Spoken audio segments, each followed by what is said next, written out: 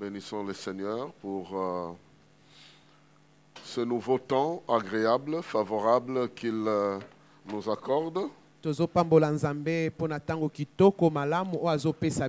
Chaque jour est un jour nouveau. Chaque nouveau jour, nous pouvons vivre de nouvelles choses. Et nous bénissons le Seigneur qui ne cesse pas de renouveler sa bonté en notre faveur. Et nous devons reconnaître que chaque fois que nous sommes en vie, chaque matin quand nous nous réveillons, Dieu met devant nous sa bonté, sa miséricorde, son amour, ses faveurs, sa présence, son autorité, sa puissance et tout ce dont nous avons besoin pour avoir l'énergie nécessaire pour consommer les 24 heures en face.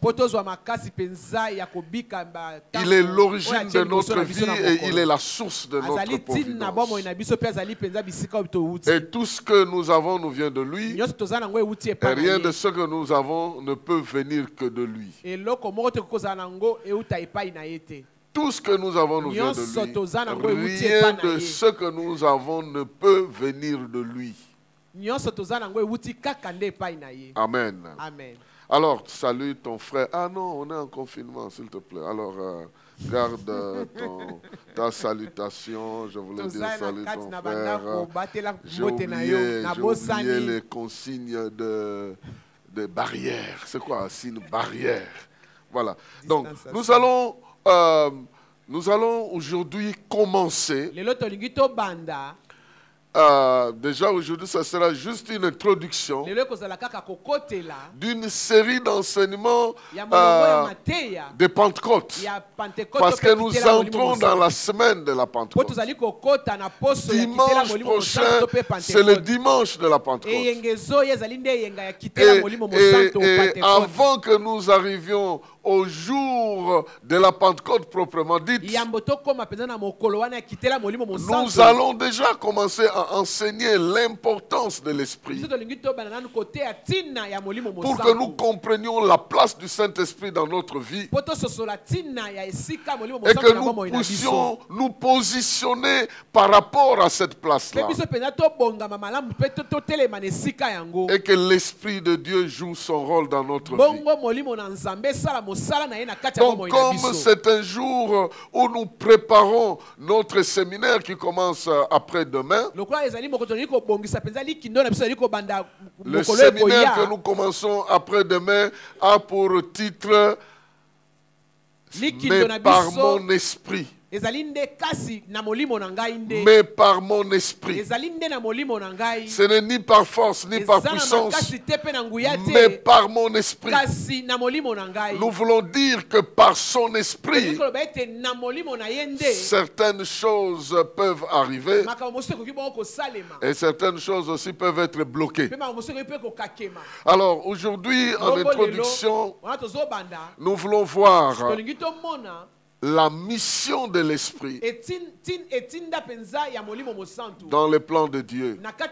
La mission de l'Esprit Saint dans les plans de Dieu. Nous voulons déjà positionner ce que l'Esprit est venu faire. Et quand nous allons comprendre ce qu'il est venu faire, nous allons alors nous accommoder à son plan d'action dans nos vies,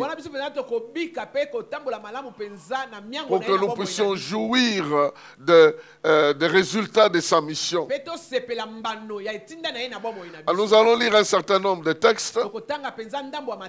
Le premier, bien sûr, il est Joël chapitre 2, versets 28 à 29. Ça, c'est la version Louis II. Joël chapitre 2, versets 28 28 à 29. Mais si vous avez la Bible du semeur, c'est le Joël chapitre 3, verset 1 à 2.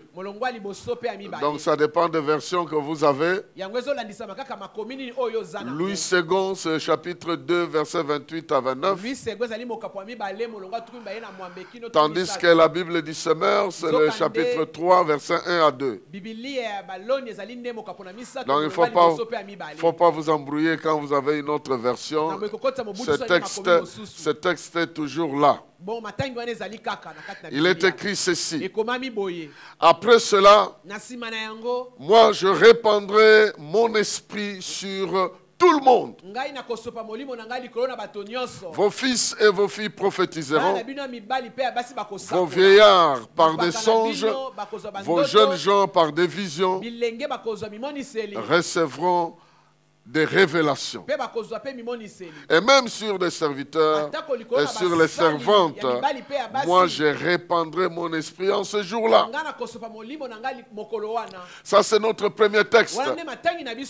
Une promesse solennelle que l'apôtre Pierre va reprendre le jour même de Pentecôte. Le jour de la Pentecôte, quand le Saint-Esprit est arrivé, comme nous le verrons le dimanche prochain, les gens étaient surpris. Ils ne comprenaient pas comment, à 9 h du matin, des individus en train de parler comme s'ils étaient ivres. Et l'apôtre Pierre plutôt va se lever et donner la précision que ces gens ne sont pas ivres, mais c'est une promesse de Dieu qui est en train de s'accomplir. Vous ne savez pas quand certaines promesses vont s'accomplir dans votre vie. Les gens vont croire que vous êtes ivre. Et pourtant, c'est la joie de voir ce que vous étiez en train d'attendre. Nous sommes dans une période où ce qui a été prédit doit nécessairement s'accomplir. Alors, c'est notre premier texte lié à cette promesse. Ici, ça nous permet de dégager des objectifs qui sont liés à la mission de l'Esprit. Mais avant d'entrer dans les détails, il sera mieux de compléter cela avec une déclaration de Jésus-Christ dans Jean chapitre 7. Jean chapitre 7, verset 37. Jean chapitre 7, verset 37 jusqu'au verset 39. Il est écrit ceci. Le dernier jour de la fête, le jour le plus solennel, Jésus s'éteint devant la foule et lança à pleine voix: si quelqu'un a soif, qu'il vienne à moi, et que celui qui croit en moi boive. Car, comme le dit l'Écriture, des fleuves d'eau vive jailliront de lui.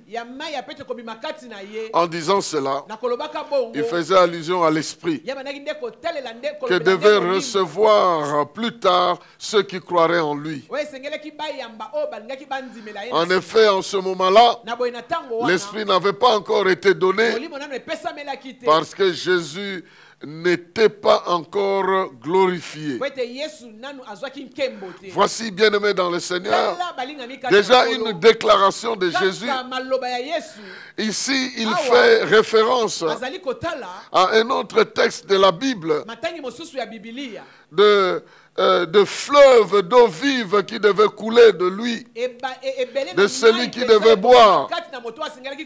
Il fait allusion à Ézéchiel 47.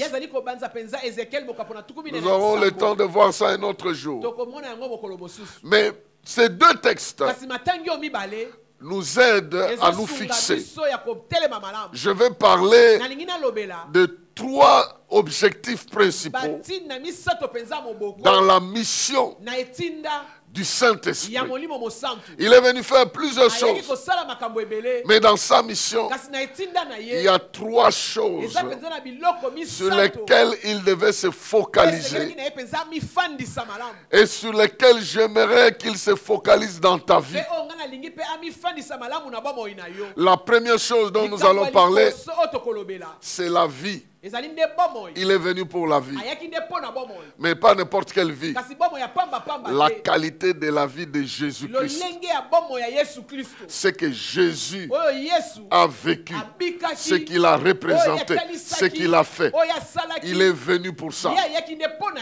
Pour que Jésus ne soit pas le seul à démontrer la qualité de la vie qui vient de Dieu, mais que tous ceux qui croient en lui soient aussi comme lui. Nous allons y revenir. C'est pourquoi Jésus est en train de dire, si quelqu'un a soif, qu'il vienne chez moi. Et celui qui viendra chez moi, qui va boire, en tout cas de lui, vont sortir de fleuves d'eau vive. Ça va couler à partir de lui. Oh, bien-aimé, peut-être que tu n'as aucune idée du plan de Dieu dans ta vie. Tu es une source desquelles des fleuves doivent couler de toi. Je ne parle pas d'une rivière, je ne parle pas d'un ruisseau. Nous sommes dans ce monde ici. Il y a des fois n'importe quoi, on peut appeler ça fleuve. Je ne cite pas un pays, mais je suis arrivé dans ce pays-là. On me dit voilà le fleuve. J'avais l'impression d'être devant une rivière. Je dis mais chez moi ça c'est nul, c'est rien. Il dit non, du fait que ça se jette dans la mer, c'est la destination qui compte. Du fait que ça se jette dans la mer, donc c'est un fleuve.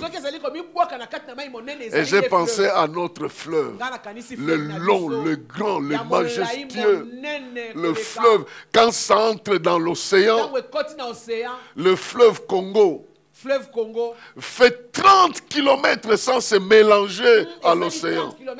Il fonce 30 km au sein de l'océan. Quelle puissance!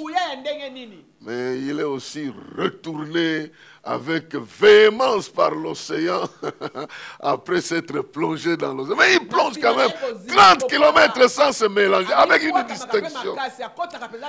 Je sais qu'il y a des choses qui vont sortir de toi et qui vont affecter ton parcours. Nous allons parler de ça. Donc l'Esprit est venu premièrement pour la vie. Deuxièmement, nous allons le voir rapidement, il est venu pour que tu prennes conscience, pour réveiller, pour réveiller notre conscience, que nous puissions être conscients de certaines réalités de la vie. Et enfin, il est venu pour la démonstration de la puissance. Retiens-toi ces trois domaines-là. Il vient pour la vie, il vient pour la prise de conscience et il vient pour que nous puissions arriver à démontrer la puissance de Dieu au travers de notre vie. Alors retournons au premier objectif. Il est venu pour la vie. Jésus-Christ est en train de parler de ça ici. Il se réfère à ça. Il dit, si quelqu'un a soif, qu'il vienne. Pas ailleurs, chez moi. Qu'est-ce qu'il veut dire? Que celui qui croit en moi, le Messie, celui qui était chargé pour sauver l'homme, délivrer l'homme et démontrer à l'homme, voici la vie que Dieu attend de toi. Si quelqu'un me prend comme modèle, si quelqu'un me prend comme sauveur, si quelqu'un me prend comme Seigneur, si quelqu'un veut vivre exactement comme moi, qu'il sache que le Saint-Esprit viendra lui donner la possibilité de réaliser la vie que moi j'ai menée, la vie que j'ai.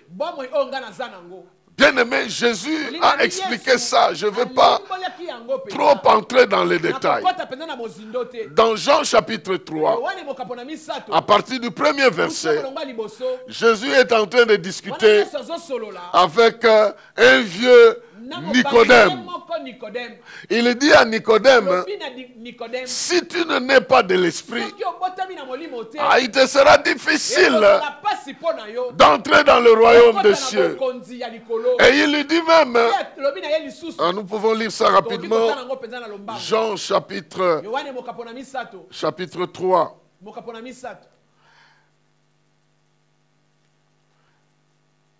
Versets 5 et 6. Nous pouvons même lire jusqu'au verset 8. Dans la Bible du Seigneur, il est dit, vraiment je te l'assure, réprit Jésus, à moins de naître d'eau, c'est-à-dire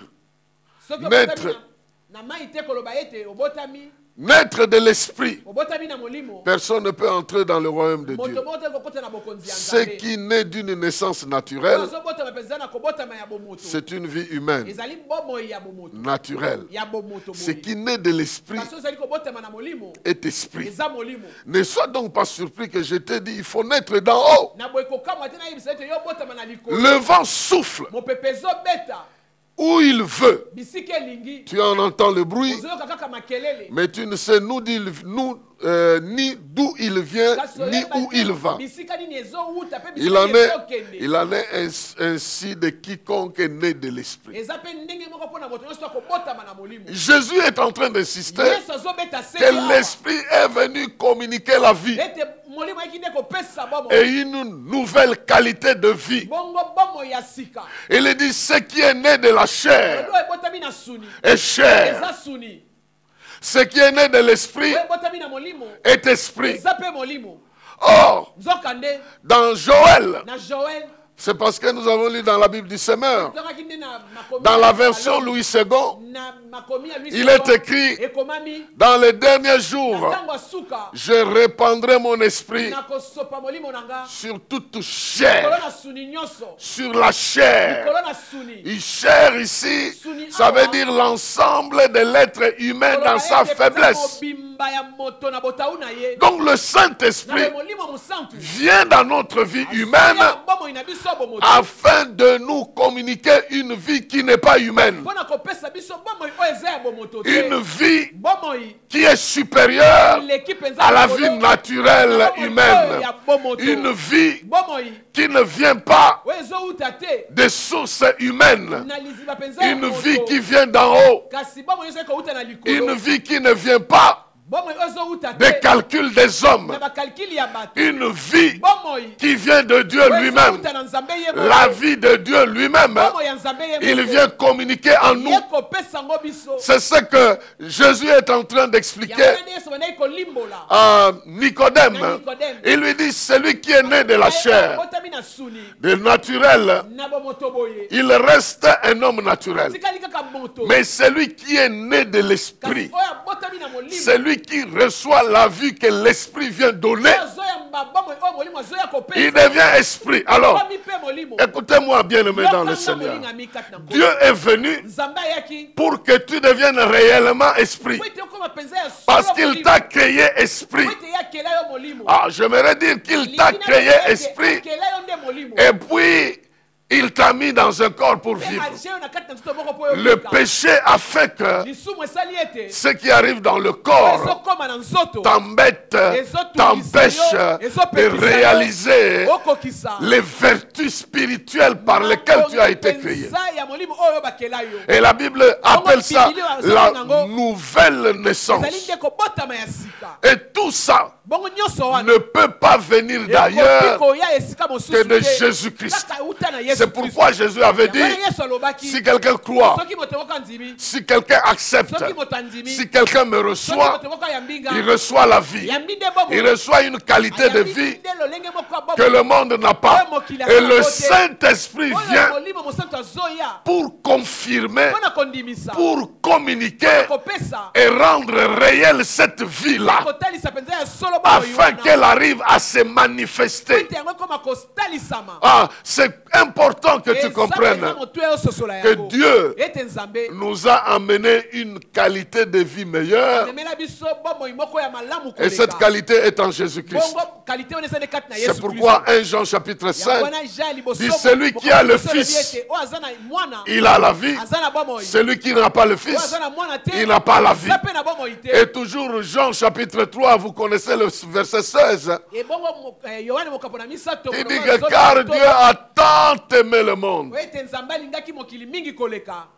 Il a tant aimé le monde qu'il a donné son Fils, afin que quiconque croit en son Fils ne périsse pas, qu'il ne se sépare pas de Dieu, mais qu'il ait la vie, une qualité de vie qui est purement spirituelle.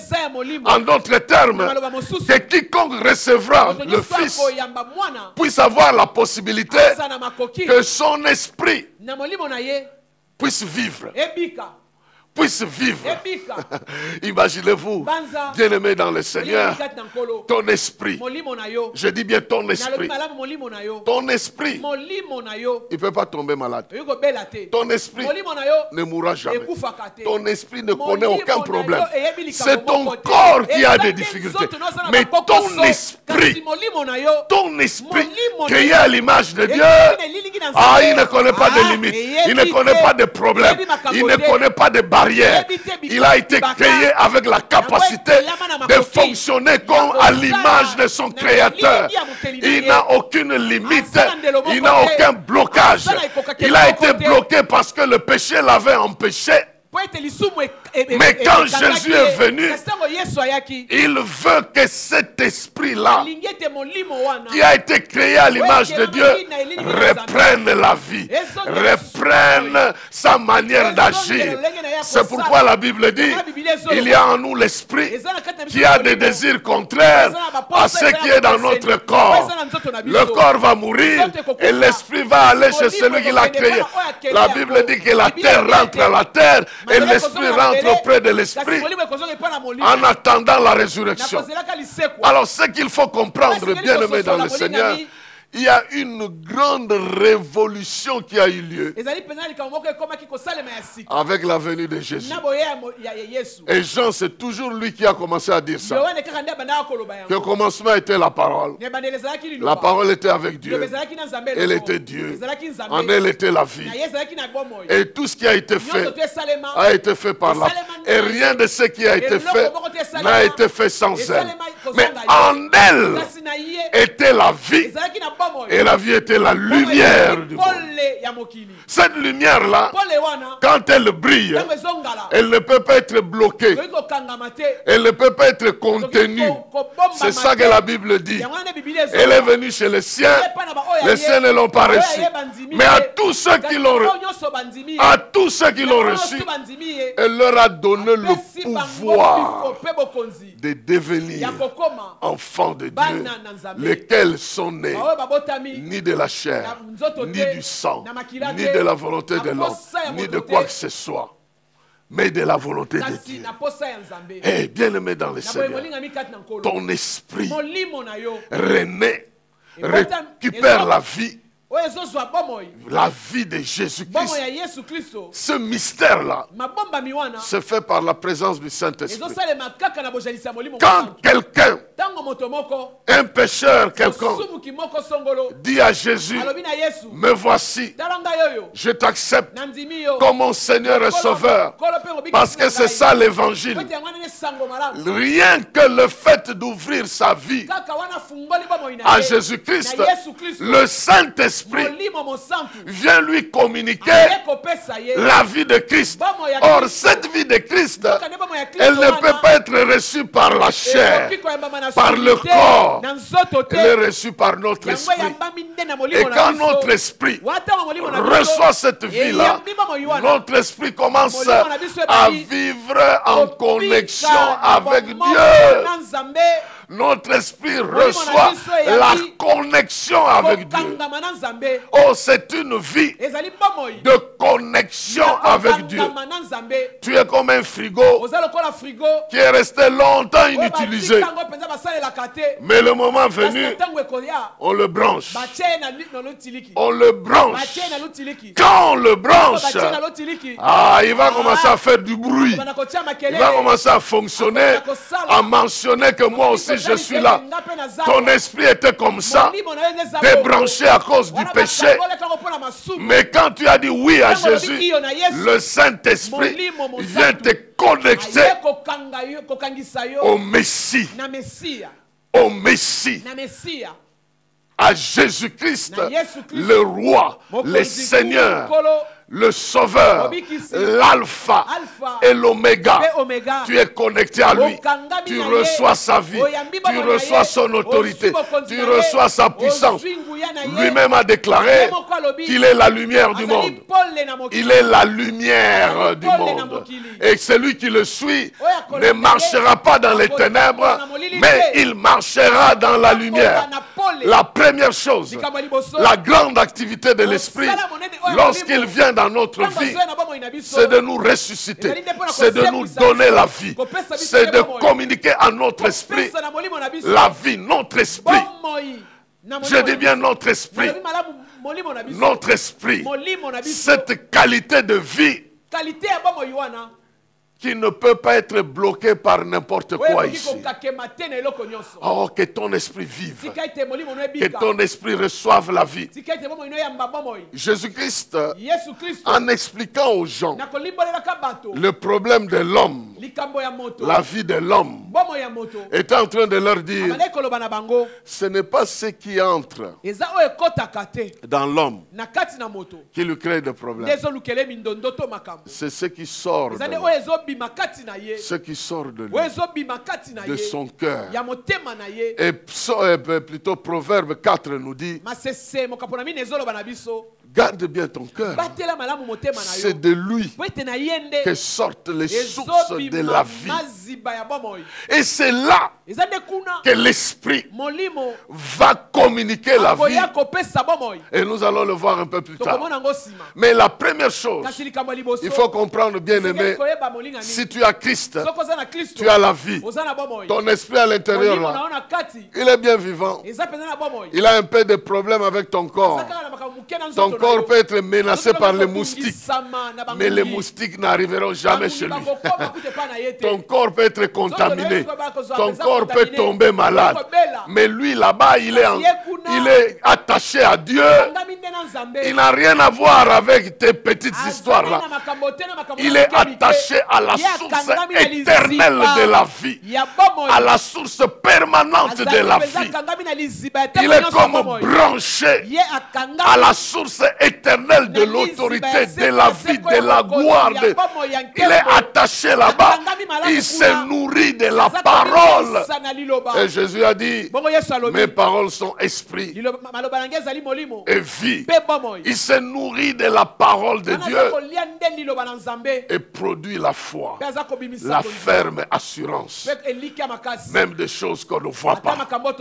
Bien-aimés, nous parlerons de ça tout au long de la semaine, que l'Esprit de Dieu est venu produire cette sorte de vie. Cette vie en nous, la vie de l'Esprit. Et des fois je regarde, quand je sens mon corps malade, je dis attention, parce que moi-même je suis en bon état. Toi tu es allé ramasser ça à partir des moustiques. Ils ne peuvent pas nous bloquer de réaliser les plans de Dieu. Parce que moi je me porte bien. C'est toi qui as un peu de problème. c'est toi qui seras jeté un jour dans un trou. Tu deviendras la terre. Mais moi, je retournerai auprès du Père. Est-ce que tu comprends, bien-aimé dans le Seigneur, pourquoi Jésus était en train de dire, si quelqu'un croit en moi, il ne mourra pas. Il ne mourra pas. Il vivra. Pourquoi? Parce que son esprit va reprendre la vie. Même si son corps est détruit. Mais un jour, dans le mécanisme de Dieu, ce corps va ressusciter. Mais l'esprit, lui, il est déjà garanti. Tandis que celui qui n'a pas Christ, son esprit là est égaré, débranché, sans fonctionnement. Deuxième chose, l'esprit vient pour nous rendre conscients. Rendre conscients de quoi? De toutes les capacités que Dieu nous a données. J'aimerais être bien compris ici. Très bien compris ici. Dans Joël, il est dit, je répandrai de mon esprit sur toute chair. Et dès que l'esprit viendra, directement, vos fils et vos filles, ils vont commencer à parler de la part de Dieu. C'est-à-dire, avec cette connexion-là, ils vont commencer à fonctionner. Ils vont commencer à parler de la part de Dieu. Il dit même que vos vieillards auront des songes. Le terme songe veut dire une réalité spirituelle qui est attachée à ta vie. Une réalité. Des choses que tu ne vois pas, mais qui est attachée à ta vie. Et toi, tu vois ça comme quelque chose qui existe quelque part et pas dans ce monde. Oh non, j'ai rêvé. J'étais assis avec une autorité. Il y a une réalité spirituelle de ta vie que tu ne vis pas encore ici. Et le Saint-Esprit est venu pour te rendre conscient de plusieurs choses que tu dois faire et de plusieurs capacités que tu as. C'est ici que j'aimerais dire qu'il faut que je me fasse bien comprendre. Il y a des choses que l'esprit ne viendra pas te donner, mais il viendra t'aider. Il viendra t'aider à réaliser.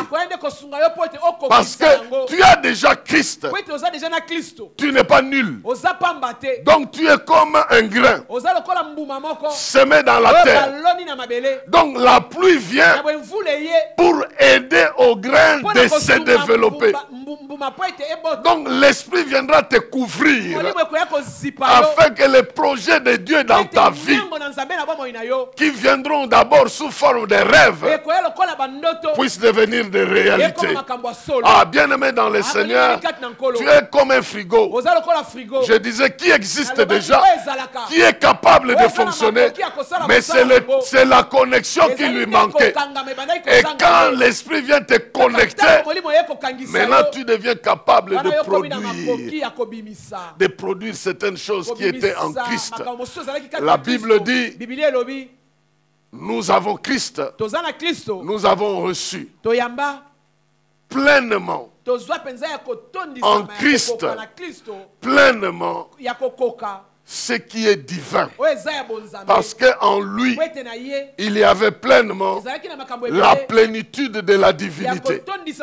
Et nous avons reçu en lui pleinement cette plénitude de la vie divine fonctionnant en nous. Alors quand l'esprit vient, il vient éveiller notre conscience. Il vient éveiller notre conscience pour que nous sachions que nous ne sommes pas vides. Et tel que nous sommes là, comme nous avons récupéré la vie de l'esprit, nous avons aussi des possibilités de l'esprit que nous allons découvrir. Ah, donc moi aussi, je suis capable de faire ça.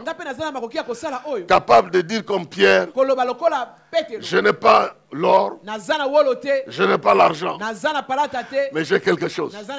Ce qui est en Jésus là, moi aussi je l'ai. Je l'ai. Et voilà, je te donne. Au nom de Jésus, alors reçois cette force. Le Saint-Esprit est venu nous rendre conscients que toi aussi tu es comme Jésus. Toi aussi tu peux faire comme Jésus. Toi aussi tu peux vivre comme Jésus. Toi aussi, les limites que nous impose la vue humaine doivent éclater pour que l'esprit qui ne connaît pas de limites puisse faire fonctionner la vie de Dieu au travers de nous. Ah, nous avons plein de limites. Il y a des choses auxquelles nous ne croirons pas parce que nous n'avons pas d'expérience. Mais quand le Saint-Esprit vient,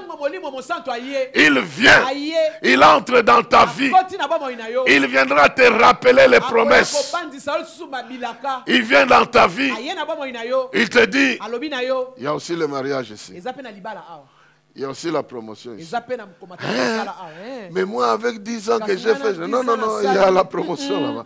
Il y a aussi le mariage. Il y a aussi les enfants. Oh non, mais moi, ça fait 10 ans. Non, il y a aussi des enfants. Je me rappelle dans une église. Ça fait très longtemps, je ne sais même plus combien de temps ça fait. Si j'allais prêcher dans une église, et puis l'Esprit me donne des paroles. Je dis, dans cette église, il y a une femme qui a fait 7 fois de fausses couches. 7 fois de fausses couches. Elle est dans la salle, qu'elle approche ici.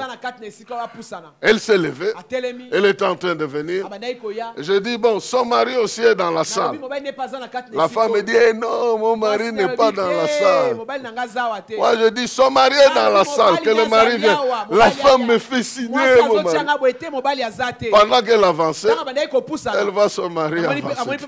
Elle est d'abord surprise, comment son mari est arrivé. Ils se sont chamaillés.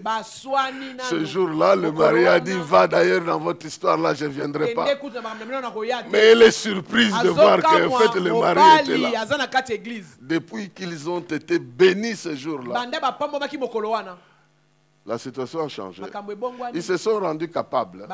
Ils se sont rendus conscients qu'ils n'étaient pas simplement les perdants de grossesse.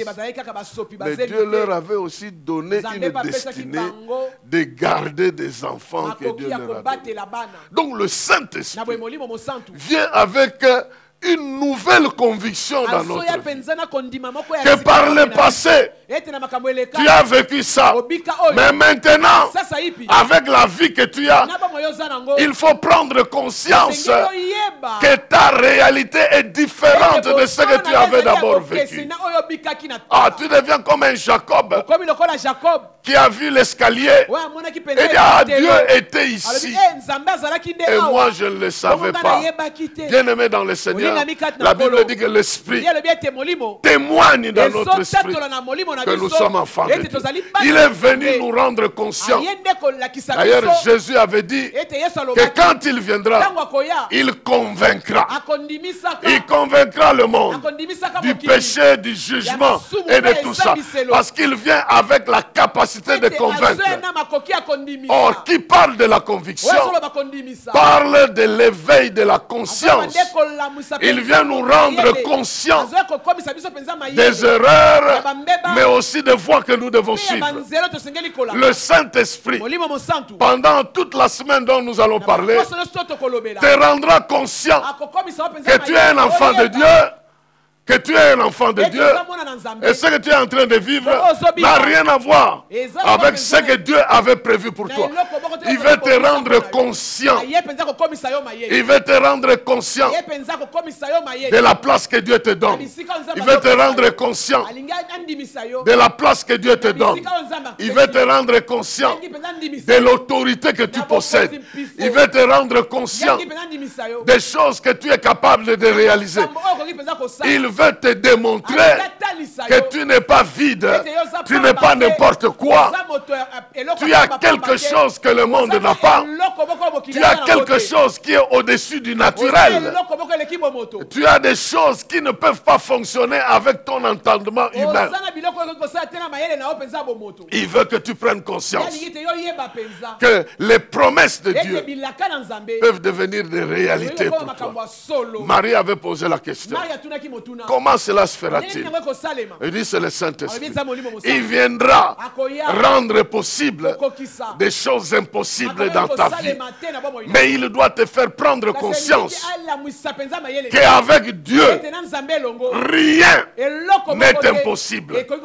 Est-ce que tu peux atteindre ce niveau de conscience et dire que rien n'est impossible à Dieu?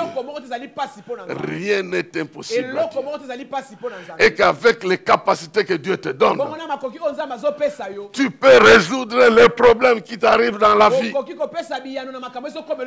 On dirait que les gens du monde, ils sont un peu plus conscients que nous. J'ai pris un jour un avion à Mbujimayi. Une hôtesse à bord vient dire à un vieux coutumier, papa, un chef coutumier qui était aussi assis en face de moi comme ça. Il dit, ah mais tu es assis non loin des serviteurs de Dieu. Donc nous sommes en sécurité ici. Parce que nous avons un serviteur de Dieu à bord. Le chef coutumier, il dit, oh, mais chacun a son Dieu. Hein. Moi aussi en entrant ici, j'ai invoqué mon esprit malin. Mon esprit malin, un petit esprit malin, je l'ai invoqué pour qu'en cas de quoi, je disparais directement. Donc lui, il a aussi invoqué son démon pour qu'en cas de quoi, comme lui-même disait, lui disparaît. Donc il ne va pas mourir dans l'avion, il va disparaître pour apparaître ailleurs. Maintenant, si lui a la foi qu'il peut faire des choses comme ça, comment nous on ne peut pas disparaître aussi et apparaître ailleurs? Mais nous n'avons pas l'esprit malin invoqué, le Saint-Esprit qui est capable de te protéger comme ça, de te faire écarter et de te faire utiliser au lieu que ce soit un esprit malin, mais c'est toi-même qui donnes des ordres. Je suis venu te dire, tu es plus grand qu'un sorcier, le plus grand de ta famille. Il n'aura rien à voir avec toi.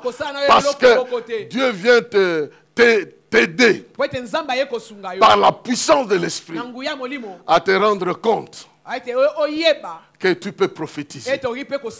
Vos fils et vos filles prophétiseront. C'est-à-dire, dès que le Saint-Esprit arrive dans ma vie, directement, je commence à dire, ainsi parle l'Éternel, change ton attitude. Ta joie va venir. Oh, ta tristesse va disparaître.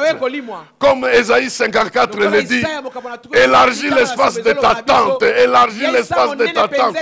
Toi qu'on appelait femme sans enfant, stérile, change d'attitude parce que Dieu va te visiter et tes enfants seront plus nombreux. Donc quand l'Esprit vient, il me rend conscient que je suis dans une famille et que je navigue dans la stérilité. Mais de la part de l'Éternel, je prophétise, je déclare ce qui doit arriver. Je suis en contact avec Dieu.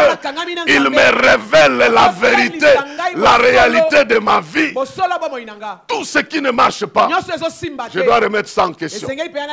Tout ce qui ne marche pas dans ma vie, je dois remettre ça en question. Tout ce qui est négatif dans ma vie, je dois remettre ça en question. Tout ce qui est bloqué dans ma vie, je dois ouvrir l'œil pour que je change ça. Et le Saint-Esprit est venu me rendre conscient que je peux commencer à changer ça avec la parole. Je regarde ma vie, je regarde ma santé, je regarde mes affaires, je regarde ma famille. Je commence à prophétiser. L'Esprit est arrivé pour que nous puissions déclarer des choses de la part de Dieu. J'aimerais te dire que d'abord, le premier grand prophète de ta vie, c'est toi-même. C'est toi-même. Parce que le Saint-Esprit vient pour te faire prendre conscience d'utiliser la parole pour ta propre vie. Au lieu de dire, Seigneur, chaque année, je tombe toujours malade au mois de juin. Maintenant, c'est le mois de juin qui arrive. Je te demande, Seigneur, de m'épargner.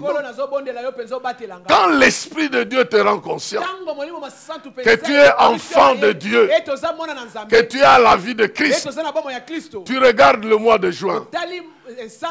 Tu dis, tu avais l'habitude de me voir malade.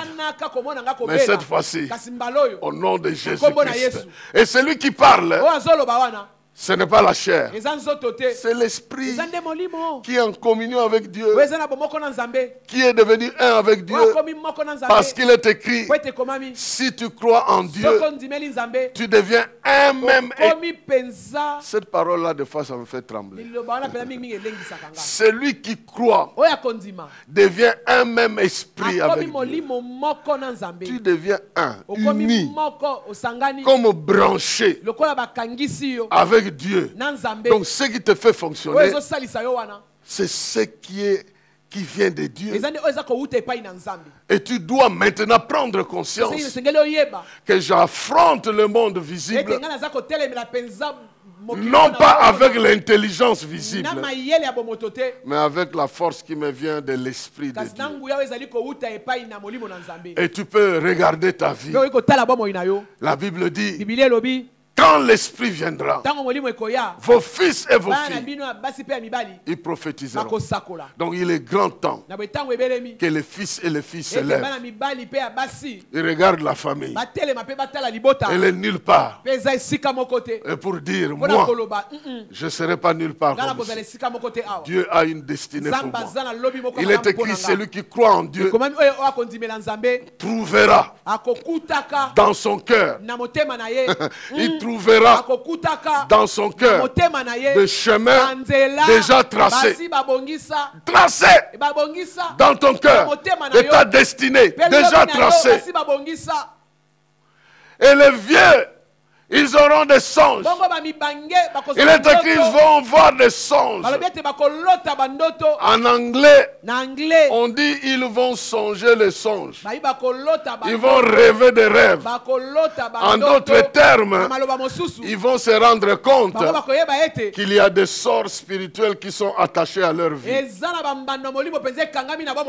Ah oui, tu ne mourras pas, tu vivras. Tu manifesteras la gloire de Dieu dans ta vie. Et c'est ici le rôle de l'Esprit. Il vient pour nous communiquer la vie. Bientôt, nous allons parler de différents aspects de la vie.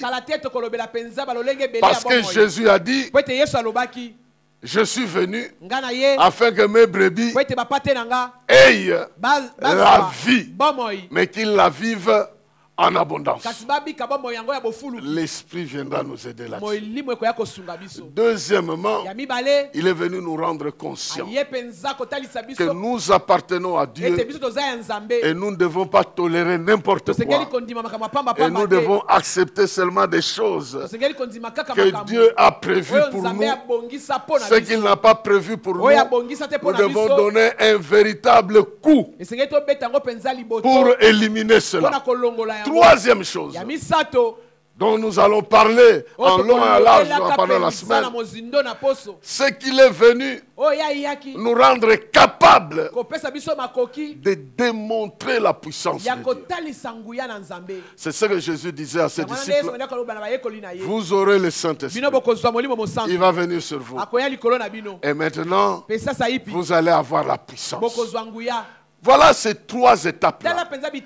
La première, je suis connecté à Dieu. Je commence à recevoir la grâce qui vient de Dieu, la puissance qui vient de Dieu, l'amour qui vient de Dieu, les miracles qui viennent de Dieu, la présence de Dieu, l'autorité de Dieu. Je navigue dans l'omniprésence de Dieu, dans l'omnipuissance de Dieu, l'omnipotence de Dieu. Je suis en train de vivre l'autorité permanente de Dieu. Donc il me rend conscient que le diable ne peut pas faire n'importe quoi dans ma vie. Que j'ai reçu de l'autorité sur lui. Que je peux marcher sur les serpents et les scorpions. Que rien ne pourra me nuire. Que ma vie spirituelle est devenue la source de ma vraie vie. Car il est écrit dans l'homme. En réalité, c'est l'esprit.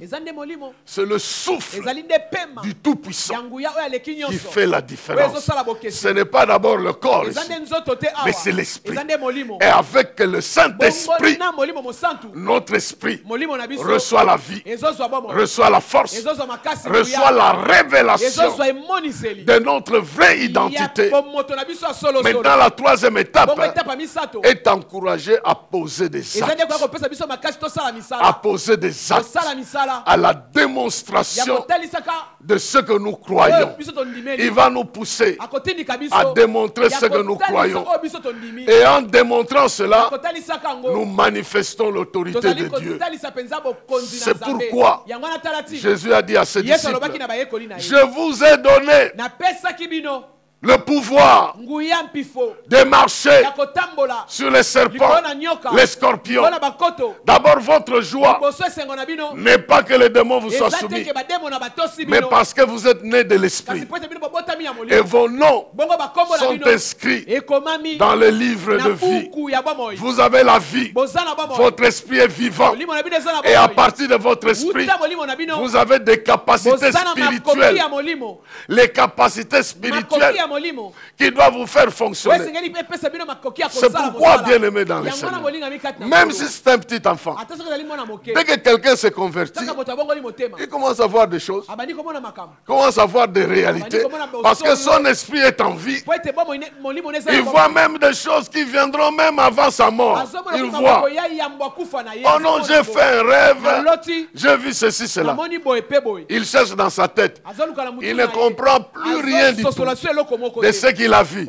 Mais peut-être qu'il a vu une situation qui arrivera dans 20 ans, 30 ans. Simplement parce que son esprit est en vie. Commence à voir certaines choses. Oh, que Dieu ouvre tes yeux. Que tu commences à voir. Que tu commences à entendre. Que tu commences à réaliser certaines choses dans ta vie. Mais que tu prennes le temps de marcher avec l'esprit pour qu'il puisse te pousser à parler, à agir, à démanteler. Il a dit à Jérémie, ne dis pas que tu es un petit enfant. Parce que moi, je t'ai appelé, j'ai mis mes paroles en toi. Tu vas déraciner, tu vas abattre, tu vas détruire, tu vas ruiner, tu vas exercer l'autorité de ce que je t'ai donné. Oh, c'est le temps. Ce mois de mai est un mois où Dieu va faire briller sa lumière. Il a déjà... Je l'excuse. Il a déjà commencé à manifester. Et ça, c'est la dernière semaine ici. Il y a des choses qui t'étaient cachées, qui te seront révélées. La dernière semaine ici, la lumière de Dieu. Tu comprendras pourquoi cette histoire qui t'est arrivée t'est arrivée. Tu comprendras pourquoi ce combat-là, tu l'avais perdu. Et Dieu va t'aider à rectifier les tirs. Je suis en train de parler à quelqu'un qui est en train d'attendre des merveilles de Dieu dans sa vie, des choses nouvelles que Dieu a promises avec le Saint-Esprit. Il va te montrer comment déclencher le processus. Parce que plusieurs choses ne sont pas arrivées parce que ça t'attend. Elles t'attendent que toi tu les provoques. Aussi longtemps que tu n'as encore rien dit, rien ne va se passer. Mais le Saint-Esprit viendra t'aider à comprendre que c'est ton temps. Parce qu'il est notre aide par excellence. C'est lui qui va te dire, crois que ta vie a changé. Crois que c'est la dernière semaine miracle. Crois que quelque chose de spécial va t'arriver. Crois que les anges sont là plus que les démons. Crois que tu as la puissance d'arrêter ce qui se passe dans ta vie. Tu as la puissance de parler même aux choses qui semblent ne pas avoir des oreilles. Ta maladie là n'est plus ta maladie. Renvoie-la dans les lieux arides. Ta sécheresse là n'est pas ta sécheresse. Crée l'eau au milieu du désert. Parle au rocher et le rocher sortira de l'eau. Il est écrit, Ézéchias, est-ce que ces pierres pourront-elles vivre? Ces ossements plutôt peuvent-elles avoir la vie? Ézéchias dit non, c'est toi qui le sais, moi je ne le sais pas. Et la parole de Dieu lui dit, prophétise. Prophétise sur les ossements desséchés. Et il est écrit, alors que je commençais à prophétiser, il y a du bruit, il y a des mouvements, les ossements ont commencé à se regrouper, et puis la chair, et puis les nerfs, et puis la forme humaine est venue. Mais l'esprit n'était pas là. Il n'y a pas de vie. Alors il me dit, prophétise à l'endroit de l'esprit. Ah, j'aime ce verbe-là. Tout ça, nous allons voir ça plus tard. Il dit au prophète, d'abord il avait dit, prophétise sur les ossements. Dis aux ossements, vous allez avoir la vie. Maintenant il a parlé aux ossements. Les ossements sont devenus des êtres humains. Maintenant il lui dit, prophétise à l'endroit de l'esprit. Il ne dit pas de la part de l'esprit, mais prophétise. Or, prophétiser veut dire parler de la part de Dieu. Maintenant, il lui dit, parle de la part de Dieu à l'esprit. Parle à l'esprit de la part de Dieu. Dis-lui, esprit, viens de 4 vents. Parce que il y a déjà le corps qui est là. Là où la parole a déjà fait sa place, il y a déjà l'autorité de Dieu. Là où la parole de Dieu a déjà agi, l'esprit viendra compléter le travail. C'est comme ça le rôle de Jésus. Il est venu nous donner la vie. Il est venu préparer nos conditions. C'est pourquoi il a dit à disciples, ne vous éloignez pas. J'ai déjà préparé le terrain. Quand le Saint-Esprit viendra, il vous communiquera la capacité. Nous allons passer de temps pour démontrer que nous avons la vie. Nous avons une conscience de nouvelles choses que nous devons faire. Parce que nous combattons le bon combat de la foi avec une conscience que quelques-uns ont perdue.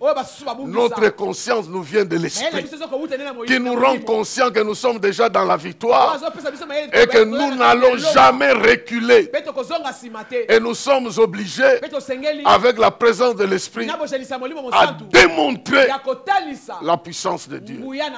C'est pourquoi je prie. Maintenant que je parle là, je prie et déclare que quelqu'un qui est malade reçoive la guérison au nom de Jésus-Christ à cause ou parce que cette phrase que je prononce est une démonstration de la puissance de Dieu qui guérit, qui libère. Alors si tu es malade, tu m'entends, reçois la guérison au nom de Jésus.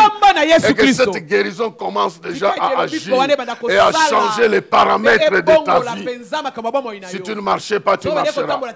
Si tu n'avais pas la force, tu reçois la force. Si tu avais des malaises, ça va disparaître. Si tu avais des doutes, le doute va disparaître. Que Dieu te bénisse et qu'il te prépare à recevoir l'esprit qui vient avec la vie, qui vient avec des convictions et qui vient avec des nouvelles capacités. Parce que nous parlerons de nouvelles langues, parce que nous prophétiserons et nous verrons de nouvelles réalités. Avec le Saint-Esprit, la révélation de Dieu nous donnera l'avance sur le temps. Avant que le temps n'arrive, nous saurons déjà ce que nous attendons. Et nous marcherons comme des spirituels, connaissant déjà les choses qui nous attendent. Et Dieu va élargir ton intelligence, élargir tes capacités spirituelles. Il y a des choses que tu feras sans comprendre, mais tu les feras parce que ton esprit est connecté à la source incontournable, indestructible de la connaissance totale. Que Dieu te bénisse. Amen. Amen. Tobeteli liloba na Nzambe maboko